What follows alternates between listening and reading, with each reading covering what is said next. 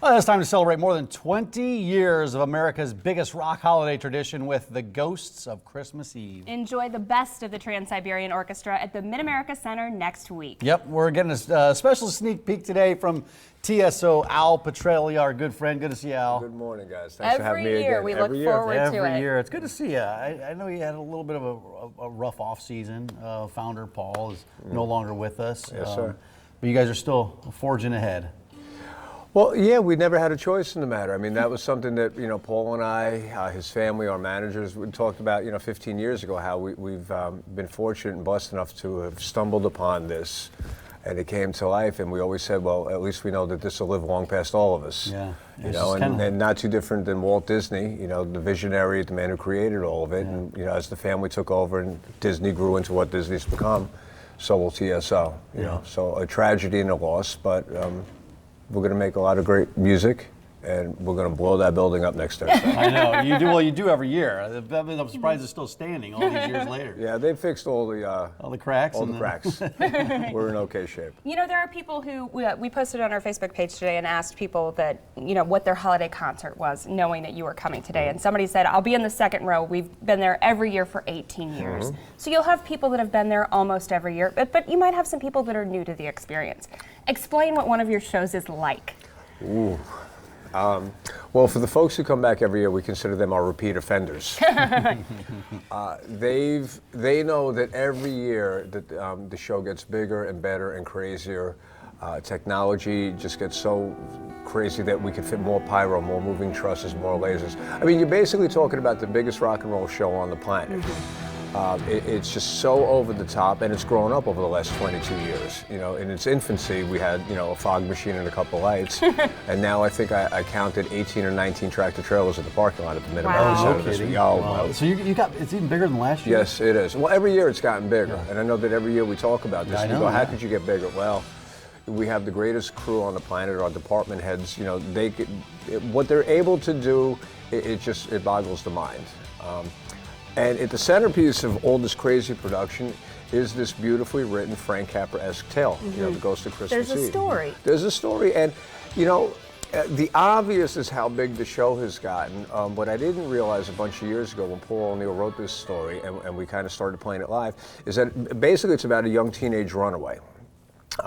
She wants to go home. She doesn't remember what the fight was about. Her parents don't remember. She just wants to go home.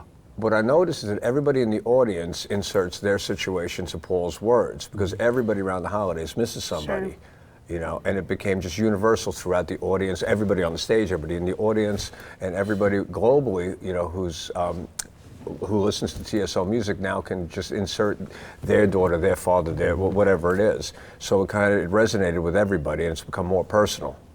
That's why we have these people coming back year after year, and they run out and they tell their grandparents, they tell their coworkers, they tell everybody, listen, you got to come see this show.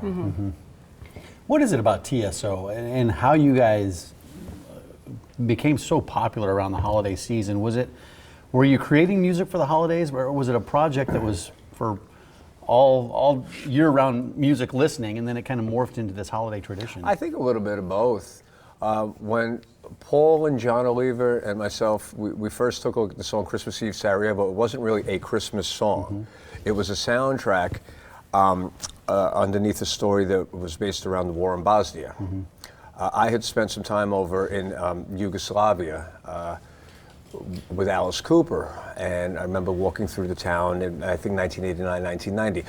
Fast forward a couple years, Paul had this idea of the soundtrack being a cellist playing in the town square that I was in protest to the bombing raids that were occurring during the war. That's where we recorded the themes of Carol of the Bells and God Rest Your Merry Gentlemen, and obviously a little bit more aggressive guitar production. No, yeah, sure. You got to make it a little heavy, And that's kind of what it was. And when radio latched onto it in the winter of '95, it lit up. I mean, every radio format, country. I remember. Every format you could imagine. It kind of ran wild. And then all of a sudden we said, okay, we're on to something here, because nobody in America had heard anything like that. I think we came right after White Christmas, and then they played us. Right. There's a little bit, bit of a difference. A little transition. Everybody's grabbing their stereos and turning it up just a little bit. I certainly do. And we knew we were on to something, and Paul wrote the story, Christmas Eve and other stories around that.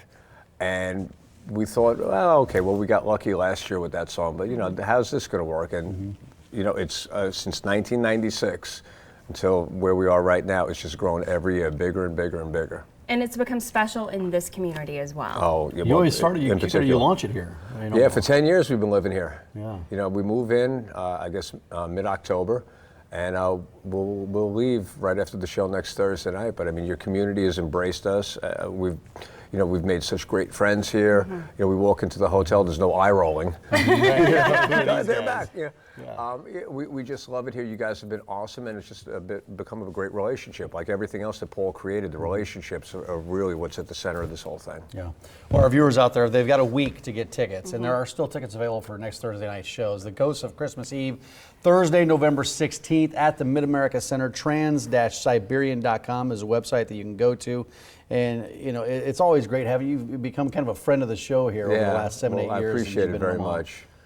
It just feels like the start of the holiday season when you're here. So we're thrilled to have you back. Well, I appreciate it very much, and thank you for having me back. And we'll do this another 10 years. Well, we'll see you next year. Yes, ma'am. And Thursday as well. And Thursday. Yeah, good to see you, Al. Thanks so much. All right.